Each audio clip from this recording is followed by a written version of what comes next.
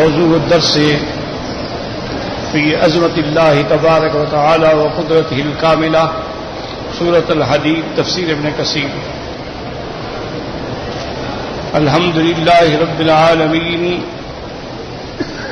والصلاة والسلام على أشرف الأنبياء وسيد المرسلين سيدنا محمد وعلى آله وصحبه أجمعين. اللهم صل على سيدنا محمد وعلى آل سيدنا محمد كما صليت على إبراهيم وعلى آل إبراهيم في العالمين إنك حميد مجيد. أعوذ بالله من الشيطان الرجيم. بسم الله الرحمن الرحيم. سبح لله ما في السماوات والأرض وهو العزيز الحكيم. له ملك السماوات والأرض يحيي ويميت وهو على كل شيء قدير. هو الأول والآخر والظاهر والباطن وهو بكل شيء عليم.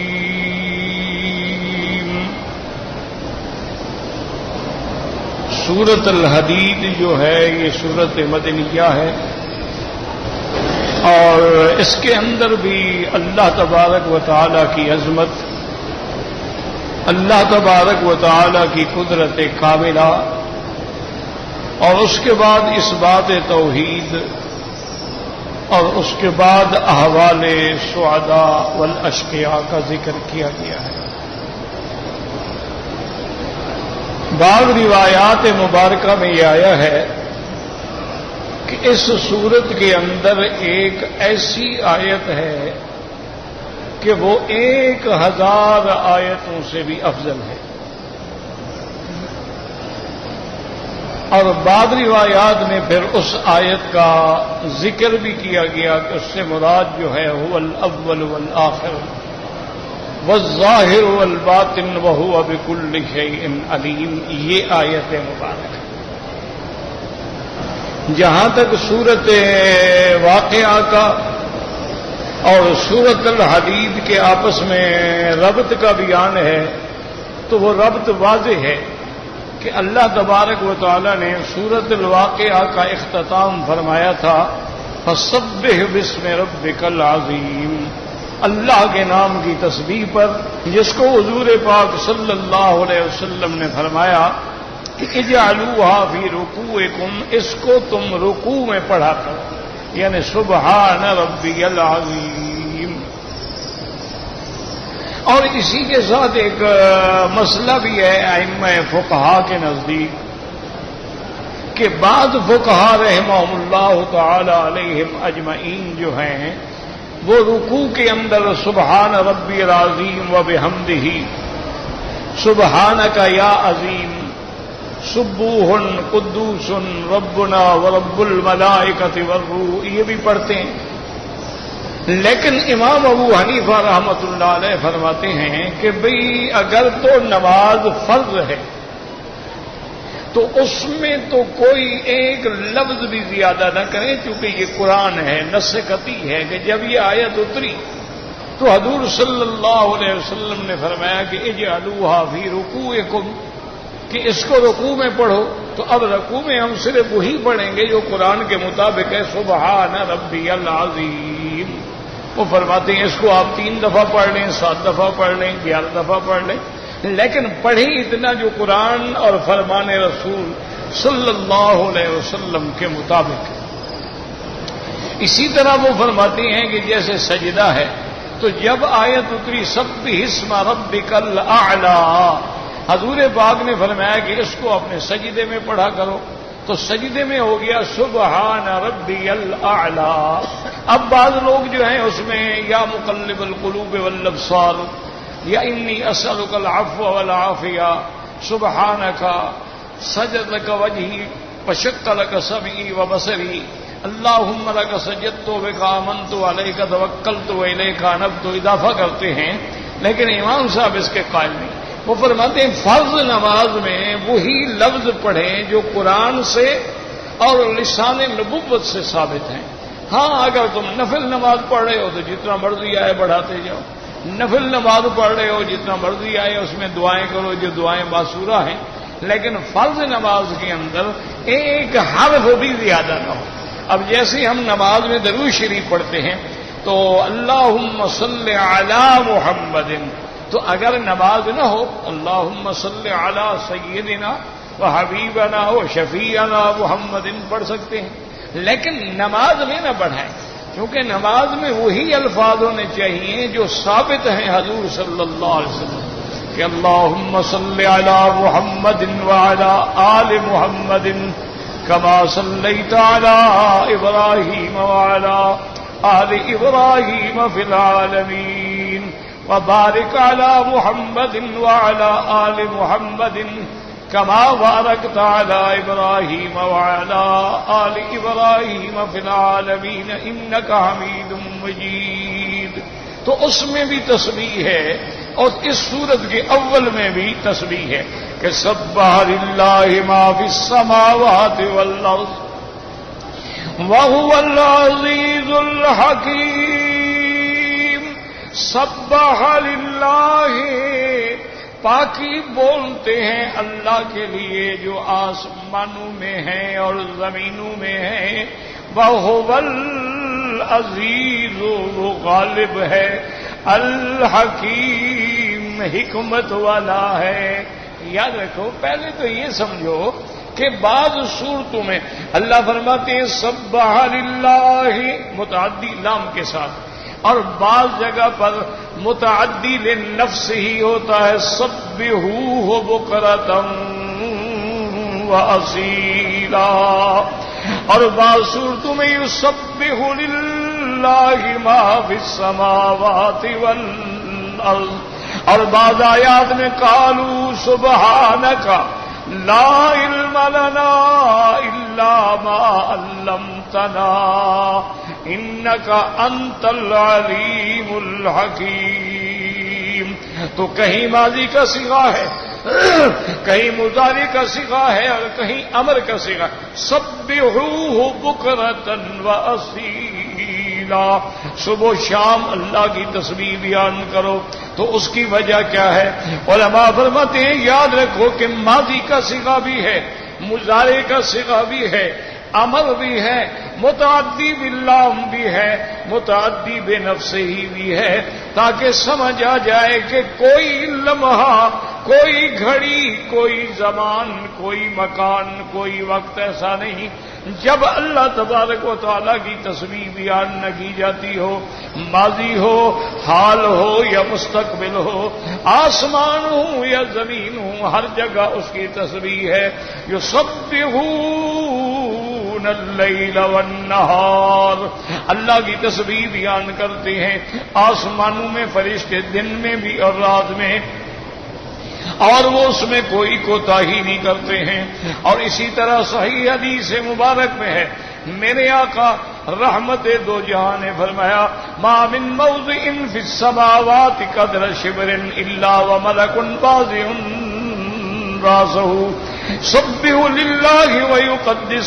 آسمانوں میں حضور نے فرمایا کہ ایک بالشت کے برابر بھی جگہ خالی نہیں ہے مگر اللہ کا فرشتہ یا کھڑے ہیں یا رکوع میں ہیں یا سجدے میں ہیں اور تسبیح بیان کر رہے ہیں سبوح قدوس ربنا ورب الملائکۃ والروح. تو تسبیح ایک ایسی چیز ہے، آسمانوں میں فرشتے بھی تسبیح بیان کرتے ہیں، انسان اور جن بھی تسبیح بیان کرتے ہیں، ہر چیز جو ہے وہ اللہ تبارک و تعالیٰ کی تسبیح بیان کرتی ہے. ایک مسئلہ یہ ہو گیا. اب دوسرا مسئلہ یہ سمجھیں کہ تسبیح جو ہے کیا وہ قالی ہوگی یا تسبیح جو ہے وہ حالی ہوگی. یاد رکھیں تسبیح دو قسم پہ ہوتی. ایک تسبیح ہے کہ ہم نے زبان سے کہا سبحان اللہ و بحمدہ سبحان اللہ العظیم.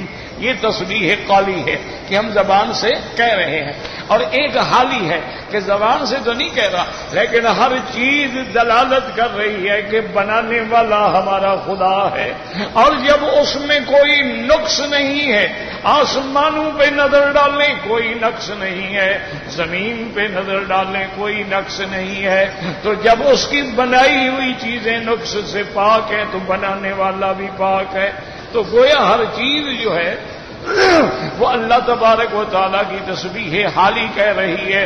لیکن اکثر علماء فرماتے ہیں تسبیح قالی بھی ہو سکتی ہے، کیونکہ اللہ فرماتے ہیں وَإِن مِّن شَيْءٍ إِلَّا يُسَبِّحُ بِحَمْدِهِ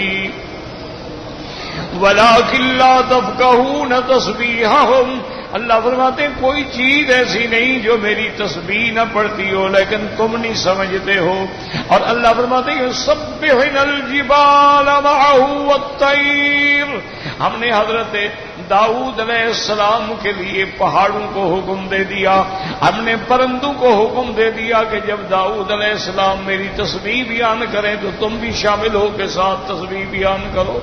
اس لیے علماء فرماتے ہیں کہ ہر چیز جو ہے تسبیح حالی تو ہے ہی ہے نا، فَفِي كُلِّ شَيْءٍ لَهُ آیَةٌ تَدُلُّ عَلَىٰ أَنَّهُ واحد، ہر چیز دلالت کر رہی ہے کہ وہ بنانے والا ہے، اور بنانے والا بھی ایک ہے جس کا کوئی شریک نہیں۔ تو اس لیے علماء فرماتے ہیں کہ تسبیح حالی بھی ہے اور تسبیح قالی بھی ہے۔ اب سمجھیں کہ تسبیح کا معنی کیا ہے۔ قرآن میں جو بہت آیات میں ہے کہ سبح للہ، یسبح للہ، یسبحون اللیل والنہار، تو تسبیح کا معنی کیا ہے؟ تسبیح عربی کا لفظ ہے، تسبیح کا معنی کیا ہے؟ یاد رکھو تسبیح کا معنی ہوتا ہے جیسے محاورات میں کہتے ہیں سبح فی الماء وقدس فی الارض، ایک محاورہ ہے لغت عرب میں کہ بھئی آدمی دور چلا گیا، تو تسبیح کا معنی ہوتا ہے التبعید عن کل سوء۔ اچھی طرح یاد رکھ لیں تسبیح کا کیا معنی، ہم کہیں سبحان اللہ، اچھا ہم نماز پڑھتے ہیں سبحانک اللہم وبحمدک وتبارک اسمک، ہم رکوع میں ہیں تو سبحان ربی العظیم، ہم سجدے میں ہیں تو سبحان ربی الاعلیٰ۔ تو تسبیح کا پہلے معنی سمجھیں کہ تسبیح کا معنی کیا ہے۔ تو تسبیح کا معنی ہوتا ہے التبعید عن کل سوء، یعنی اللہ کی ذات جو ہے وہ منزہ ہے، ہر صفت نقصان سے پاک ہے، یعنی جتنی صفتیں نقصان والی ہیں اللہ پاک، یوں سمجھیں۔ اسی لیے علماء ترجمہ کرتے ہیں پاکی بولتے ہیں، یعنی اللہ کی پاکی بیان کرتے ہیں کہ وہ پاک ہے اور ہر صفت نقصان سے پاک ہے۔ اور مفسرین فرماتے ہیں کہ متصف بصفات الجمال والکمال والجلال، اس کی ذات جو ہے وہ صفات جلال سے کمال سے متصف ہے، اور منزہ عن سائر صفات العجز والنقص والاختلال، اور اللہ کی ذات جو ہے ہر صفت نقصان سے پاک ہے، جو چیزیں اس کی شان کو زیبا نہ ہوں اللہ۔ اب اس کی مثال سمجھیں، مثلا نیند آ جانا، تو یہ بھی تو ایک نقصان ہے نا، آپ بھی کہیں بھائی نماز ہی پڑھی یار نیند آ گئی، تو اللہ نیند سے پاک ہے۔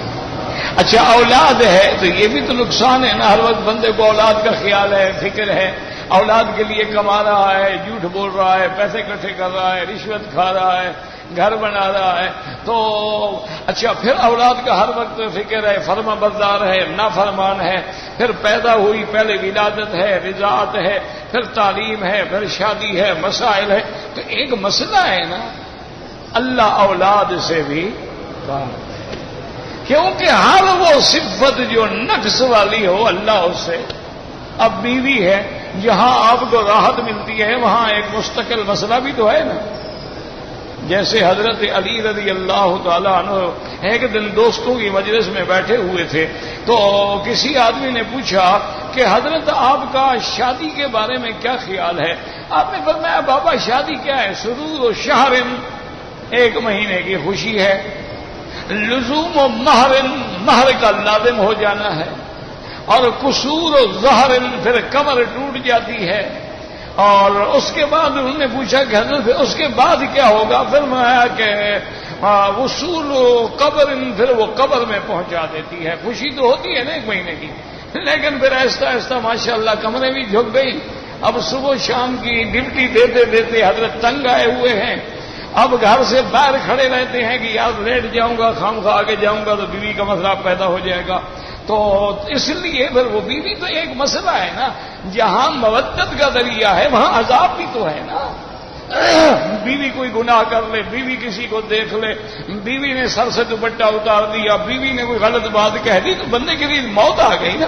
تو اللہ بیوی سے بھی پاک ہے۔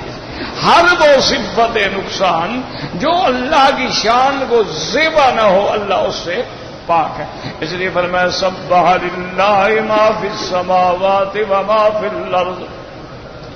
اب بعض علماء فرماتے ہیں تبعید السوء عن الذات، اللہ کی ذات بھی پاک ہے۔ کیا ماننا؟ کوئی شریک اللہ کا کوئی شریک نہیں۔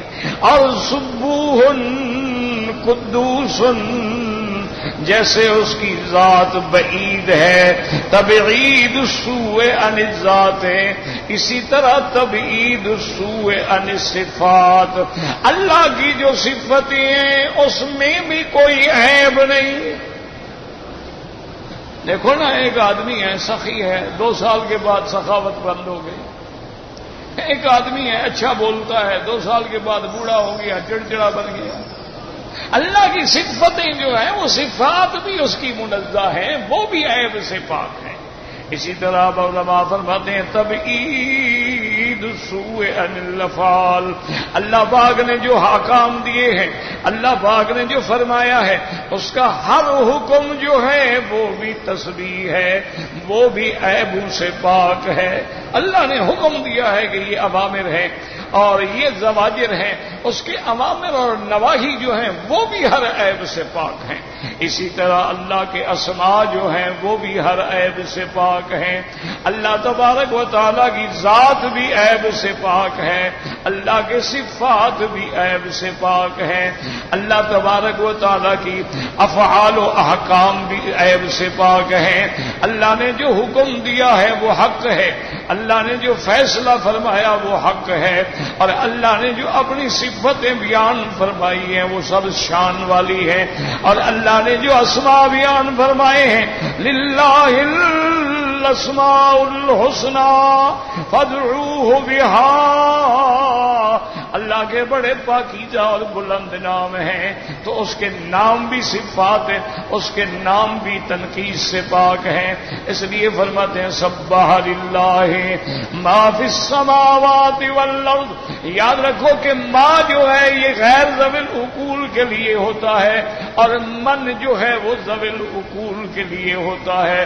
جیسے اللہ فرماتے ہیں وما من دابۃ فی الارض الا علی اللہ رزقها، وہاں ما ہے، اور ذوی العقول جو ہے وہاں من ہوتا ہے، لیکن یہاں اللہ نے ما کیوں فرمایا؟ حالانکہ آسمانوں میں فرشتے ہیں تو عقل والے ہیں، اور زمین میں انس و جن ہیں تو عقل والے ہیں۔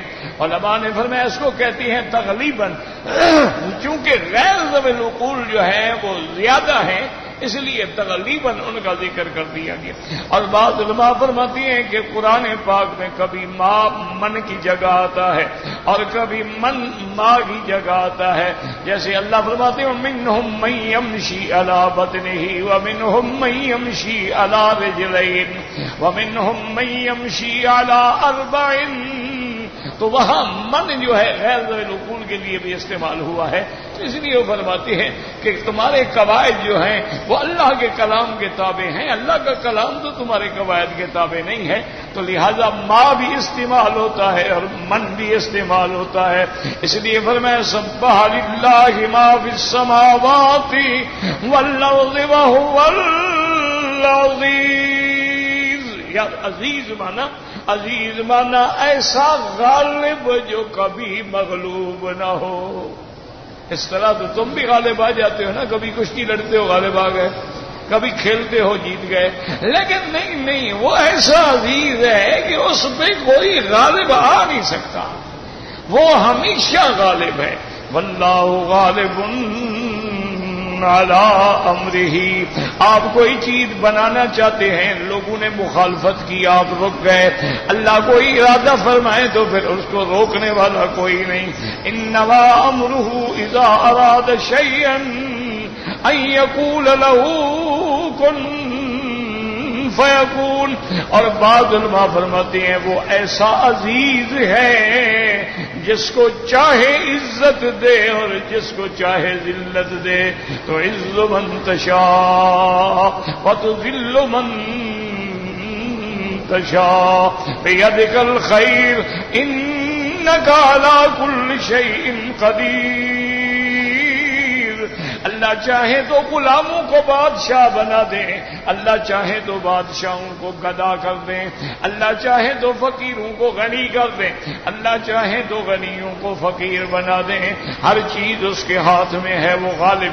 وَهُوَ الْعَزِيزُ الْحَكِيمُ. حکیم مانا اس کا ہر کام حکمت کے مطابق ہے, یہ نہیں کہ اتفاق سے بن گیا. ایک ہوتا ہے نا کبھی آدمی کبھی بنانے بیٹھتا ہے تو کوئی اچھا گلاس بھی بن گیا, لیکن پھر بنایا تو ٹوٹ گیا, پھر بنایا تو ٹیڑھا ہو گیا. نہ اس کا ہر کام حکمت کے مطابق ہے کہ فعل الحکیم لا یخلو عن الحکمت. حکیم کا کوئی فعل جو ہے وہ حکمت سے خالی نہیں ہوتا. اس لیے اللہ کی صفت ہے وَهُوَ الْعَزِيزُ الْحَكِيمُ. آگے فرماتے ہیں لَهُ ملک السماوات والارض. یاد رکھو ملک بھی آتا ہے اور ملک بھی آتا ہے. وہ ملک بھی ہے, وہ مالک بھی ہے, وہ مالک الملک بھی ہے. قل اللہم مالک الملک تؤتی الملک من تشاء وتعز من تشاء وتذل من تشاء لہ ملک السماوات والارض. یا دیکھو لہو جار مجرور مقدم ہے, یعنی حصر ہو گیا. آسمانوں اور زمینوں کا ملک اس کے لیے ہے اور کسی کے لیے نہیں ہے. اس لیے جب جار مجرور مقدم کی جائے یا ظرف مقدم کی جائے تو وہاں حصر کا فائدہ. جیسے اللہ فرماتے ایاک نعبد و ایاک نستعین. ایاک مقدم ہے, یوں نہیں فرمایا نعبد ایاک, نہ ایاک نعبد صرف تیری ہی عبادت کرتے ہیں, ایاک نستعین صرف تجھ ہی سے مدد مانگتے ہیں. اس لیے یہاں بھی فرمایا لہو ملک السماوات والارض. اچھا یاد رکھو یہ آسمانوں اور زمینوں کا جو ذکر ہے اس لیے کہ آسمان ہم دیکھتے ہیں, زمین پہ ہم رہتے ہیں, ورنہ تو اللہ عالم اللہ کے کتنے ملک ہیں اور کتنے ملکوت ہیں ہم تو جانتے ہی نہیں ہیں. اب دیکھیں نا ہم اس زمین پہ رہتے ہیں تو اس سے تو سورج بھی 16 گنا بڑا ہے, اور اسی طرح شمس ہے, قمر ہے, مریخ ہے, مشتری ہے, عطارد ہے, زحل ہے, دلو ہے. اچھا اس کے علاوہ بھی خدا جانے کتنے اس کے سیارات ہیں جو ابھی تک وہ ہمارے عقول اور علم میں بھی نہیں آ سکے ہیں. وہ سب کا مالک ہے, لیکن آسمانوں اور زمینوں کا ذکر کیوں کیا جاتا ہے یہ ہمارے سامنے ہے. جیسے اللہ فرماتے ہیں للہ المشرق والمغرب. مشرق و مغرب اللہ کے لیے ہے, شمال جنوب کس کے لیے ہے؟ مانے یہ ہوتے سب کچھ اللہ کے لیے ہے. جو آسمانوں میں ہے وہ بھی اسی کا ہے, جو زمینوں میں ہے وہ بھی اسی کا ہے, اور جو آسمانوں اور زمینوں کے مابین ہے وہ بھی اسی کا ہے.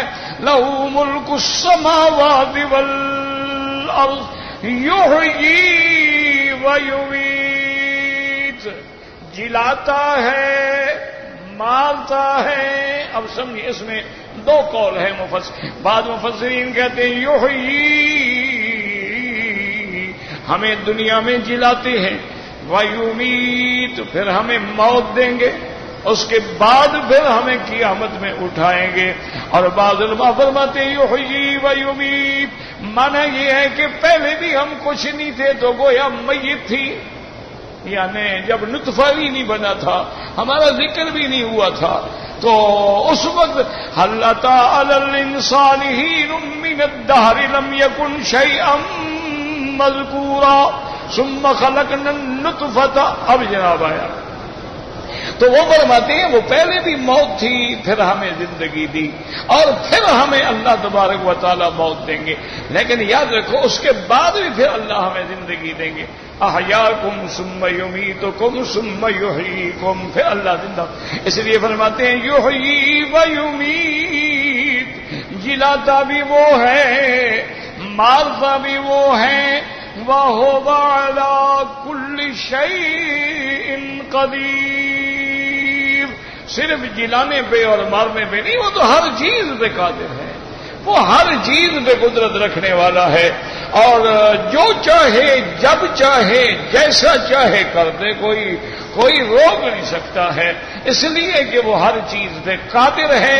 وہ آسمانوں زمینوں کے بنانے پہ بھی قادر ہے، وہ آسمانوں زمینوں کو فنا کرنے پہ بھی قادر ہے، وہ بندے کو پیدا کرنے پہ بھی قادر ہے، اور موت دینے پہ بھی قادر ہے، اور وہ قبروں کے بعد زندہ کرنے پہ بھی قادر ہے۔ وَهُوَ عَلَى كُلِّ شَيْءٍ، اور یہ بھی جملہ ہو گیا، اور جملہ یہ بھی حصر کا فائدہ دے گا، یہ اسی کی ذات ہے جو ہر چیز پہ قادر ہے، یعنی اور کوئی قادر۔ اس لیے ہمیشہ سمجھا کریں ان اللہ علی کل شیء قدیر، تحقیق اللہ ہر چیز پہ، تو نفع نقصان دینے والا بھی اللہ ہے، عزت ذلت دینے والا بھی اللہ ہے، رزق دینے والا بھی اللہ ہے، موت و حیات دینے والا بھی اللہ ہے۔ تو جب ہر چیز میں اللہ قادر ہے اور کوئی دوسرا قادر ہی نہیں ہے، تو پھر اللہ کو چھوڑ کے غیروں سے مانگا جائے، اس سے بڑی گمراہی کیا ہو سکتی ہے؟ اسی لیے اللہ تبارک و تعالیٰ کے پیغمبر نے اپنے ابا سے بھی کہا تھا کہ یا ابت لم تعبد ما لا يسمع ولا يبصر ولا یبصر، نہ سنتے ہیں نہ دیکھتے ہیں، اور یہ دیوی دیوتا کیسے خدا بن گئے ہیں؟ جب قوم نے آ کے حضرت ابراہیم سے مقابلہ کیا کہ بھئی ہمارے خداؤں کو کس نے توڑا ہے، اب دیکھو نا عقل پہ کتنا پردہ پڑ گیا، ٹھنڈے دل سے اللہ کے حرم میں بیٹھے ہو، کیا کہہ رہے ہیں من فعل ھذا بآلہتنا، اور یار یہ کس نے کیا ہمارے خداؤں کے ساتھ، کس نے توڑ پھوڑ کے رکھ دیا ہے؟ بھائی اگر خدا ہوتے تو کوئی بندہ توڑ دیتا اس کو،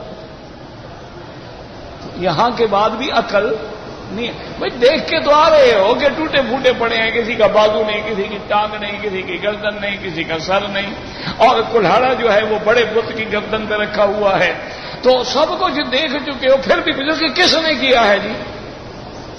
حضرت ابراہیم علیہ السلام نے بڑا حکیمانہ جواب دیا، فرمایا بل فعلہ کبیرہم ھذا فاسألوہم، یہ جھوٹ نہیں ہوتا، یہ دشمن کو خصم کو لاجواب کرنے کے لیے ایک طریقہ ہوتا ہے۔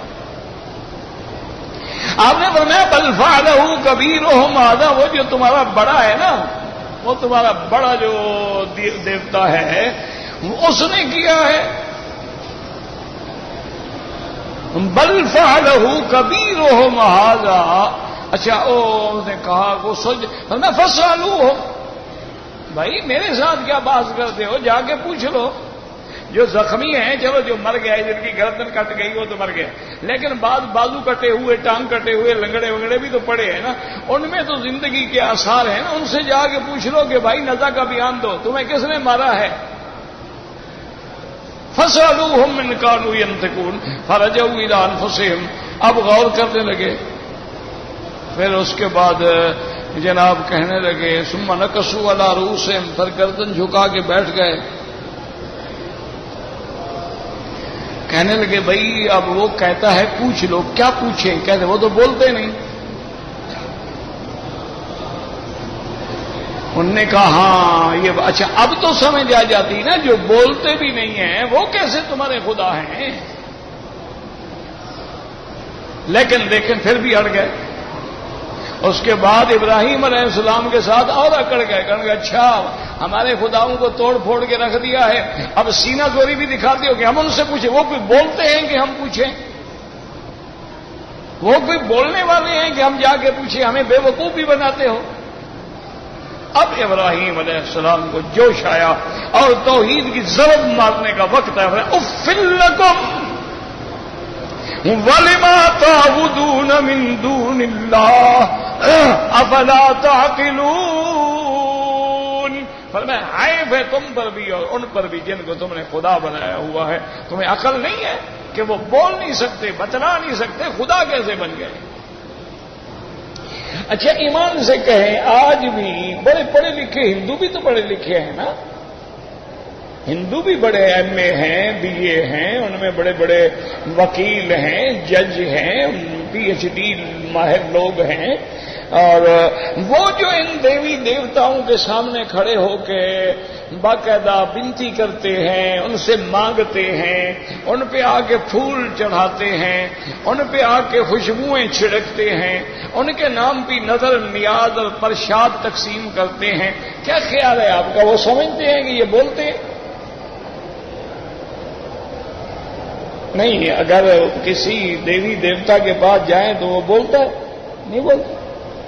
جب نہیں بولتا اچھا اس کو دھوپ میں کھڑا کر دو, دھوپ آئے شدید تو خود بخود سائے میں چلا جائے گا. اچھا سائے میں کھڑا کر دو, سردی پڑ جائے, وہ دھوپ لگوانا چاہتا ہے, خود بخود دھوپ پہ آ جائے گا, وہ کچھ نہیں کر سکتا. تو پھر خدا, یہ عقل کی بات ہے. اچھا چلو اب اللہ کے کعبے میں بیٹھے ہو, ایک بات بتاؤ کہ جب ہم نے اپنے بزرگوں کو قبروں میں خود دفن کر دیا ہے تو اب وہ کیسے مالک مختار بن گئے؟ نہیں, وہ اپنی قبر میں خود سوئے کہ ہم نے قبریں کھودی ہیں. جنازہ ہم نے پڑھا ہے کہ ویسے چل کے قبر میں چلے گئے. کندھا ہم نے دیا ہے, قبر میں ہم نے اتارا ہے, اوپر مٹی ہم نے ڈالی ہے, اور ماشاءاللہ بڑا پیر ہو تو پھر سیمنٹ ہے, اس کے بعد سنگ مرمر ہے, روضہ شریف ہے, وہ سارا ہم نے بنایا ہے. تو اب اس کے بعد جب یہ سارے کام ہم کرتے ہیں اور وہ نہ بولتے ہیں نہ بات کرتے ہیں, تو وہ پھر ہمارے نفع نقصان کے مالک کیسے ہو گئے کہ ہم ان سے جا کے بچے مانگتے ہیں؟ پھر ہم میں اور بت پرستوں میں کیا فرق ہے؟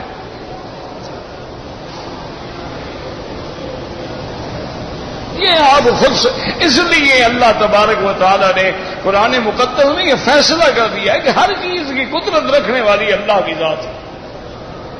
آگے فرماتے ہیں هو الاول والآخر والظاہر والباطن وهو بكل شيء علیم.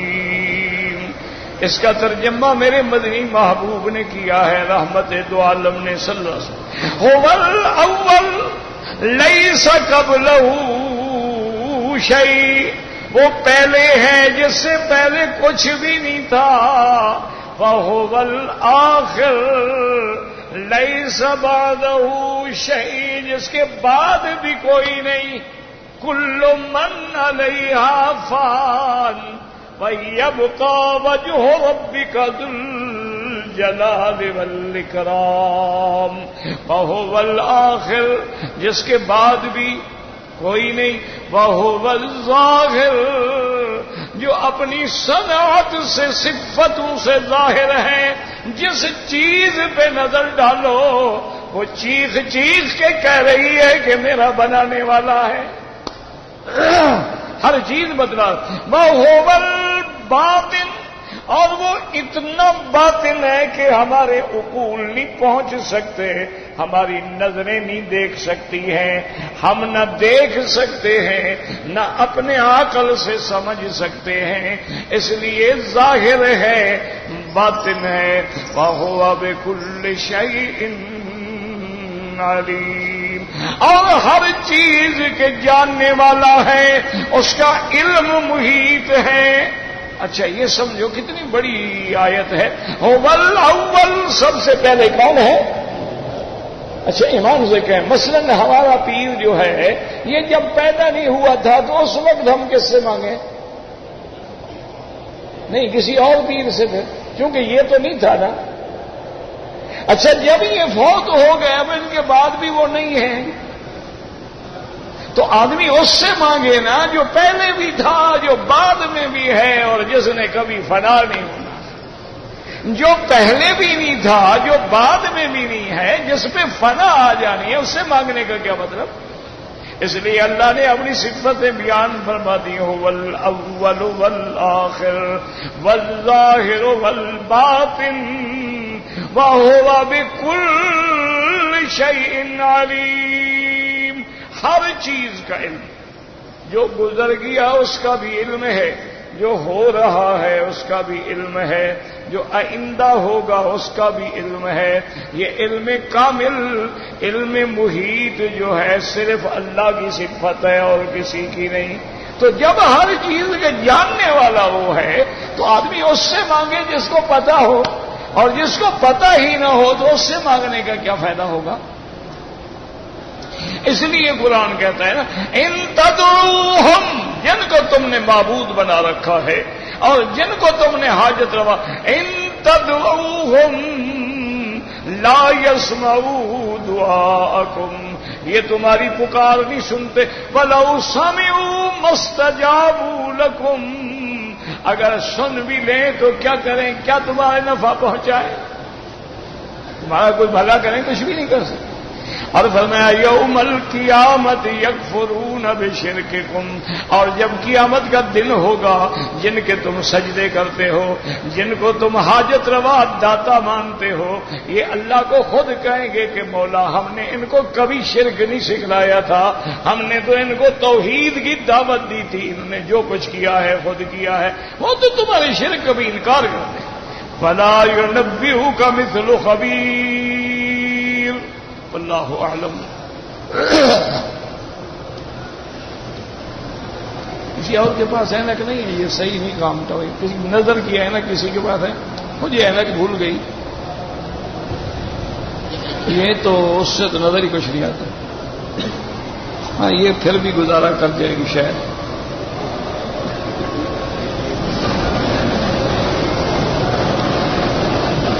کہتے ہیں جی کہ بعض لوگ کہتے ہیں کہ قیامت کے واقع ہونے کا کوئی وقت نہیں، ٹھیک ہے، حدیث کے مطابق ہے، تو یہ نشانی ہے نا عیسیٰ علیہ السلام اتریں گے، یہ وقت تو نہیں ہے نا، یہ علامات ہیں، عیسیٰ علیہ السلام آئیں گے، دجال آئے گا، عیسیٰ علیہ السلام، یہ تھوڑے کہ عیسیٰ علیہ السلام کی موت کے بعد اسی وقت قیامت ہو جائے گی، یہ کہاں لکھا ہے؟ عیسیٰ علیہ السلام آئیں گے، دنیا میں رہیں گے، ان کو موت آئے گی، وہ دفن ہو جائیں گے، دنیا پھر بھی ہوگی۔ اس لیے قیامت کی تعیین کا علم جو ہے وہ اللہ کو ہے، ان اللہ عندہ علم الساعہ، قیامت کب ہوگی اللہ کے سوا کوئی نہیں۔ یسألونک عن الساعۃ قل انما علمها عند اللہ، کہہ دو کہ اس کا علم اللہ کے پاس ہے اور کسی کے پاس ہے۔ یہ کیا مطلب ہے کہ عیسیٰ علیہ السلام کے بعد 10 قیامت ہو جائے گی؟ وہ بھی ایک نشانی ہے جیسے باقی نشانیاں ہیں۔ کہتے جی کہ عالم برزخ میں جب آدمی مر جاتا ہے اور اس کو اللہ نہ کرے اگر عذاب ہے تو کیا صرف روح کو ہوتا ہے یا جسم بھی ساتھ ہوتا؟ اس کو آسان سمجھ لیں کہ دنیا میں جب کسی کو سزا دی جاتی ہے، مثلا چور کا ہاتھ کٹ گیا، اب سزا جسم پہ ہوگی، کیونکہ روح کا تو ہمیں پتا نہ، روح ہمیں نظر آتا ہے، تو دنیا میں ہم سزا تو جسم کو دیں گے لیکن روح بھی متاثر ہوگی، کیونکہ جتنا حصہ کٹے گا یہ روح بھی تو ختم ہو گئی نا، تو سزا جسم کو ہوگی، روح متاثر ہوگا، نظر نہیں آئے گا، اور قبر میں جو فیصلے ہیں وہ روح پہ ہوں گے، جسم متاثر ہوگا لیکن ہمیں نظر نہیں آئے گا۔ جیسے دنیا میں ہمیں روح نظر نہیں آتا ہے، مرنے کے بعد ہمیں جسم کا نظر آنا ضروری نہیں ہوتا ہے، کیونکہ تمام احکام روح پر ہیں اور روح کا تعلق جو ہے وہ جسد کے ساتھ ہے۔ اب وہ جسد نظر آئے نہ آئے، بعض جسد سالم رکھے ہوتے ہیں، بعض گل سڑ جاتے ہیں، بعض کو جانور کھا جاتے ہیں، بعض آگ میں جل کے راکھ بن جاتے ہیں، لیکن اللہ کے علم میں تو ہر چیز موجود ہے۔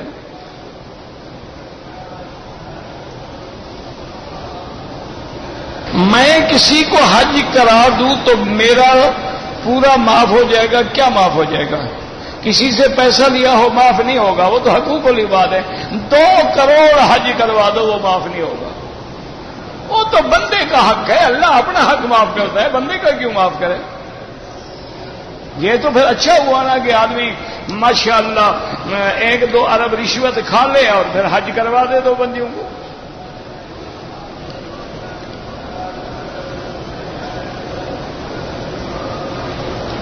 کہتے جی کہ میرے نماز کا شوق نہیں ہے، شوق ہو یا نہ ہو یہ اللہ کا فرض ہے، تم پڑھتے رہو گے تو شوق خود بخود پیدا ہوگا۔ باقی نماز کے اندر اگر حلاوت پیدا کرنی ہے تو نمازی لوگوں کے ساتھ تعلق رکھو، ان کے ساتھ جڑو، ان کے ساتھ بیٹھو، ان کی صحبت اختیار کرو۔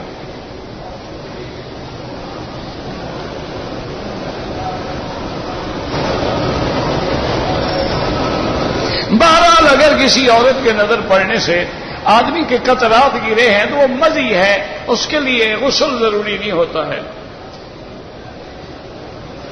اس سے نماز پڑھ لی، نماز لوٹاؤ، وضو کرو، نماز لوٹاؤ۔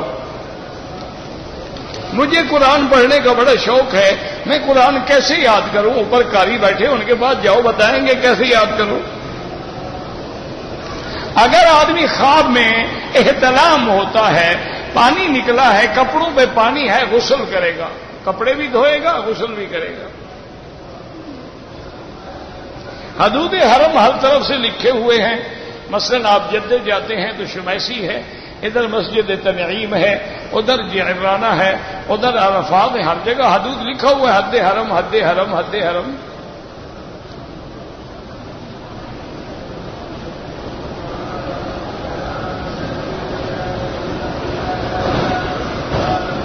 کہتے ہیں جی کہ میں نے داڑھی رکھی ہے لیکن میرے باپ کبھی مجھے برے لفظوں سے پکارتے ہیں، وہ قیامت میں خدا کو جواب دیں گے تم سنت پہ قائم رہو۔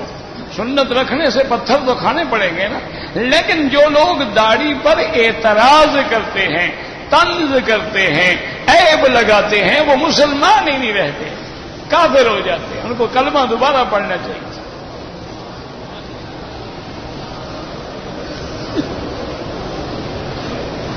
اگر مکے میں رہتے ہوئے زیادہ طواف کریں تو وہ افضل ہے، عمرہ کرنا چاہیں کوئی منع نہیں، لیکن جتنا ٹائم عمرے میں لگاتے ہو طواف میں لگاؤ تو افضل ہے۔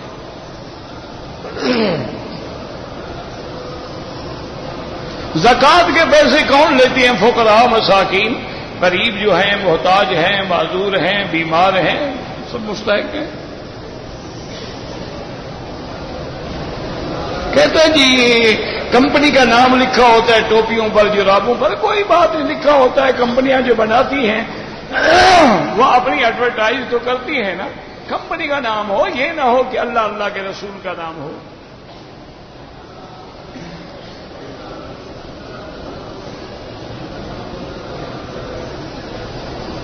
چار سال کا بچہ ہے، آپریشن ہو رہا، اللہ شفا عطا فرمائے، اللہ ہر بیمار کو شفا دے۔ اللہم اشفنا واشف مرضانا ومرضى من اوصانا واستوصانا ومرضى المسلمین اللہم اذهب الباس رب الناس انت شافی لا شفاء الا شفاؤک شفاؤک لا یغادر سقما اللہم اشفنا واشف مرضانا۔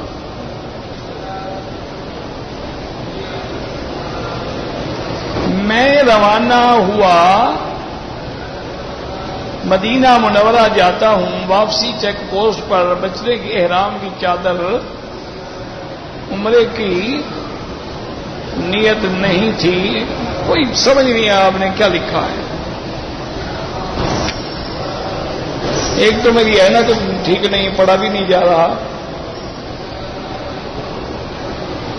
کہتے ہیں جی کہ آپ کے بیان جو ہیں وہ میں نے انٹرنیٹ سے حاصل کیے ہیں، چلو سنتا رہتا ہوں، اچھا ہے، جزاک اللہ ہدایت کا ذریعہ بنائے۔ کہتے ہیں جی جتنے میں ہیں میرا بھائی، انہوں نے جو البم بنائے تھے نا، تو ان کا وہ ایک مدت تھی، اب یہ تھوڑا کہ قیامت تک کے لیے ان کے حقوق محفوظ ہیں، مدت تھی گزر گئی، اور ہم نے تو اس مدت میں بھی ان سے رائلٹی کبھی نہیں لی الحمدللہ، اور نہ اب لیتے ہیں۔ کبھی کبھی مجھے وہ البم کی ایک دو کرٹن دے جاتے تھے کہ دوستوں کو مفت تقسیم کر دو۔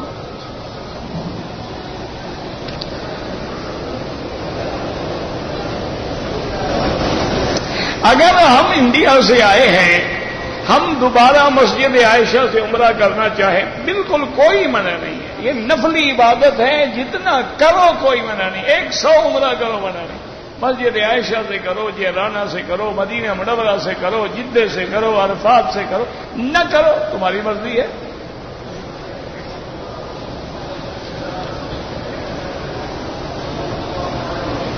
داؤد علیہ السلام تسبیح کیسے کہتے تھے؟ میں تو تھا نہیں کہ سنتا۔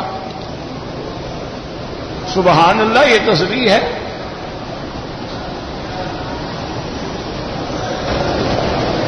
امام کے پیچھے سورت فاتحہ پڑھنی چاہیے، حنفی ہے تو نہ پڑھے، اور حنبلی ہے تو جہری نمازوں میں نہ پڑھے، سری نمازوں میں پڑھے۔ صرف امام شافعی رحمۃ اللہ علیہ فرماتے ہیں کہ مقتدی ہر نماز میں پڑھے۔ بہرحال تمام ائمہ کے پاس قرآن و حدیث کے دلائل ہیں، آپ کوئی جھگڑوں میں نہ پڑھیں، آپ کوشش کریں جو نماز نہیں پڑھتا نا سارے مولوی اس کو نمازی بناؤ، جو پڑھ رہا ہے اس کو خدا کے لیے بخش دو، فاتحہ پڑھتا ہے نہیں پڑھتا ہے سب کی نمازیں ہو رہی ہیں۔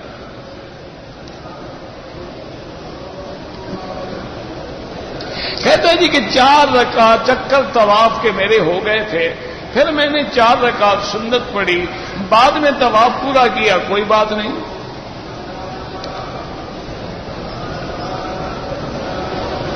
میں نے عمرہ کر لیا اور سر نہیں مڈایا اور کپڑے پہن لیے، لیکن 40-45 منٹ کے بعد مجھے کسی نے مسئلہ سمجھایا، میں نے پھر احرام کی چادریں باندھ کے بال مڈا دیے، ٹھیک ہے، کوئی جرمانہ نہیں۔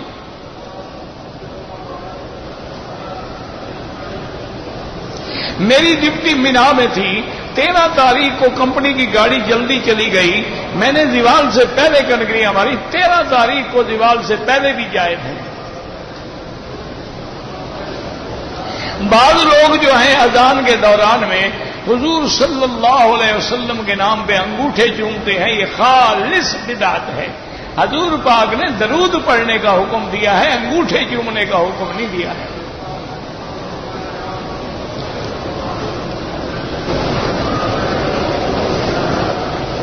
نماز مغرب کے بعد جو نفل ہیں وہ 6 رکعت پڑھتے ہیں، اگر پڑھنا چاہو بڑا ثواب ہے۔ طواف میں ٹیلی فون کرنا کوئی ضروری بات ہو، یہ تو نہیں نا کہ بلا وجہ ٹیلی فون کرتے رہو۔ جب تک یہ ٹیلی فون نہیں تھے تو کیا ہو گیا تھا؟ جب حرم میں آؤ بند کر دو، باہر جا کے سنتے رہو، کرتے رہو۔ حج کیا تھا، طواف وداع نہیں کیا۔ کہاں رہتے ہو؟ اگر مکے جدے کے رہنے والے ہو تو طواف الوداع ہے ہی نہیں، اگر باہر سے آئے تھے تو طواف الوداع ضروری تھا، نہیں کیا تو دم پڑ گئی۔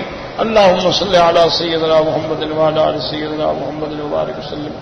یا اللہ یا اللہ یا اللہ یا رحمان یا رحیم یا حی یا قیوم یا ذا الجلال والاکرام یا الہنا الہ کل شیء الہا واحدا لا الہ الا انت اللہم انت المیسر لکل اسیر وانت علی کل شیء قدیر۔ اللہم یسر امورنا وامور اولادنا واولاد اولادنا وبناتنا واصحابنا واخواننا وامور المسلمین برحمتک یا ارحم الراحمین۔ اللہم اجعل لنا وللمسلمین من کل ہم فرجا ومن کل ضیق مخرجا ومن کل بلاء عافیہ۔ یا اللہ عالم اسلام کی عزت کا فیصلہ فرما، یا اللہ کفار کی ذلت کا فیصلہ فرما، یا اللہ تمام بلاد اسلامیہ کی حفاظت فرما، یا اللہ اس بلد الامین کو قیامت تک ہر فتنے سے محفوظ فرما، یا اللہ پاکستان کی حفاظت فرما، یا اللہ پاکستان پہ رحم فرما، یا اللہ ہمیں ہمارے گناہوں کی سزا نہ دے، یا اللہ ہمارے گھروں پہ رحم فرما، ہماری اولادوں پہ رحم فرما، ہماری اولادوں کی اولادوں پہ رحم فرما، ہر قسم کے قرض اور مرض سے محفوظ فرما۔ ربنا تقبل منا انك انت السميع العليم، تب علينا انك انت التواب الرحيم۔